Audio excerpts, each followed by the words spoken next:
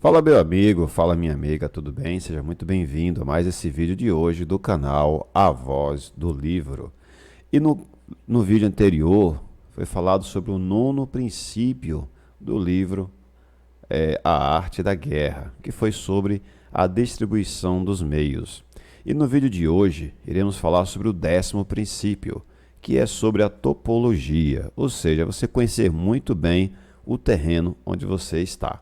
Espero que você goste e no final do vídeo te convido a deixar seu like e também a sua inscrição se você ainda não foi inscrito aqui no canal. Tá joia? Então vamos lá, vamos ao capítulo 10, o princípio décimo e até daqui a pouquinho. Sobre a topologia, alguns terrenos são fáceis, outros difíceis, alguns neutros, outros estreitos, acidentados ou abertos. Quando o terreno seja acessível, seja o primeiro a estabelecer tua posição, escolhendo as alturas ensolaradas, uma posição que seja adequada para transportar os mantimentos, assim terás vantagem quando fores à batalha. Quando estiveres em terreno difícil de sair, estás limitado. Neste terreno, se teu inimigo não está preparado, podes vencer se segues adiante, porém se o inimigo está preparado e segues adiante, terás muitas dificuldades para retornar de novo a ele, o que contará contra ti. Quando é um terreno desfavorável para ambos, disse que é um terreno neutro. Em um terreno neutro, inclusive se o adversário te oferece uma vantagem, não te aproveites de ela, retira-te, induzindo a sair a metade das tropas inimigas, e então cai sobre ele aproveitando-te desta condição favorável. Em um terreno estreito, se és o primeiro a chegar, deves ocupá-lo totalmente e esperar o adversário. Se ele chega antes, não o persiga se bloqueia os desfiladeiros. Persiga-o só se não os bloqueia. Em terreno acidentado, se és o primeiro a chegar, deves ocupar seus pontos altos e ensolarados e esperar o adversário. Se este já os ocupou antes, retira-te e não o persigas. Em um terreno aberto, a força do ímpeto se encontra igualada, e é difícil provocar-lhe a combater de maneira desvantajosa para ele. Entender estas 6 classes de terreno é a responsabilidade principal do general, e é imprescindível considerá-los. Estas são as configurações do terreno, os generais que as ignoram saem derrotados. Assim, pois, entre as tropas estão as que fogem, que se retraem, as que se derrubam, as que se rebelam e as que são derrotadas.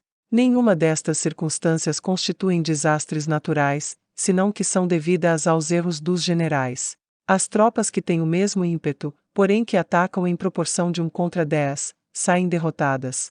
Os que têm tropas fortes, porém cujos oficiais são débeis, ficam retraídos. Os que têm soldados débeis ao mando de oficiais fortes, ver-se-ão em apuros. Quando os oficiais superiores estão encolerizados e são violentos, e enfrentam o inimigo por sua conta e por despeito, e quando os generais ignoram suas capacidades, o exército desmoronará. Como norma geral, para poder vencer ao inimigo, todo o mando militar deve ter uma só intenção e todas as forças militares devem cooperar.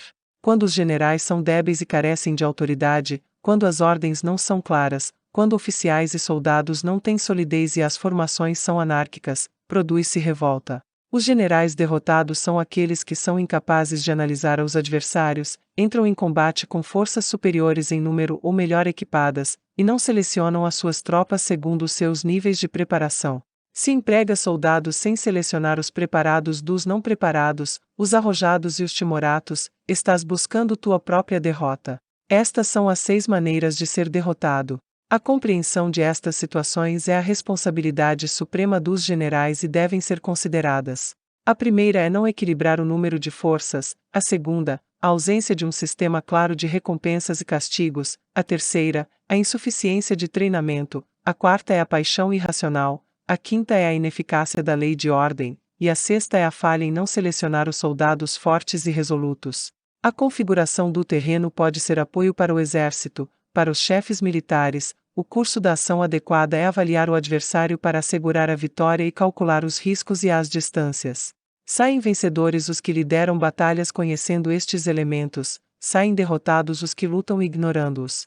Portanto, quando as leis da guerra assinalam uma vitória segura, é claramente apropriado começar batalha, inclusive se o governo tenha dado ordens de não atacar. Se as leis da guerra não indicam uma vitória segura, é adequado não entrar em batalha, mesmo que o governo tenha dado a ordem de atacar.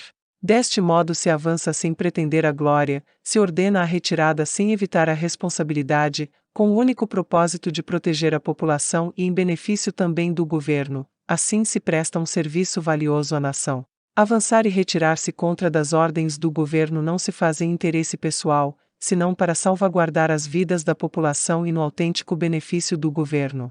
Servidores de este talhe são muito úteis para um povo. Olha por teus soldados como olhas a um recém-nascido, assim estarão dispostos a seguir-te até os vales mais profundos. Cuida de teus soldados como cuidas de teus queridos filhos, e morrerão gostosamente contigo. Porém, se és tão amável com eles que não os podes utilizar, se és tão indulgente que não lhes podes dar ordens, tão informal que não podes discipliná-los, teus soldados serão como crianças mimadas, portanto, imprestáveis.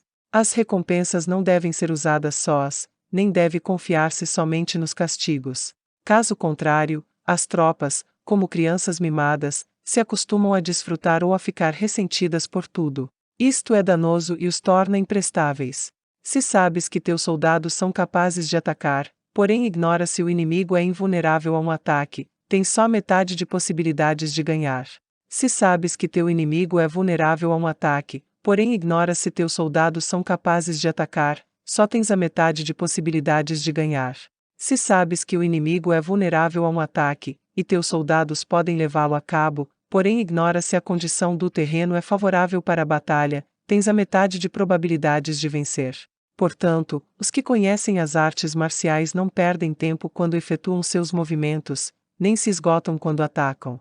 Devido a isto se diz que quando conheces a ti mesmo e conheces os demais, a vitória não é um perigo. Quando conheces o céu e a terra, a vitória é inesgotável. Fala pessoal, espero que vocês tenham gostado do capítulo de hoje, desse vídeo de hoje, onde nós falamos sobre a topologia. E no próximo vídeo iremos falar sobre as 9 classes de terreno. Não perca, como já diz o poeta, né? Não perca o próximo vídeo. Então até lá e não se esqueça, deixa seu like, compartilhe esse vídeo com alguém que você sabe que vai gostar dele e deixa sua inscrição se você não for inscrito ainda. Aquele abraço e obrigado pelo apoio. Tamo juntos, a voz do livro.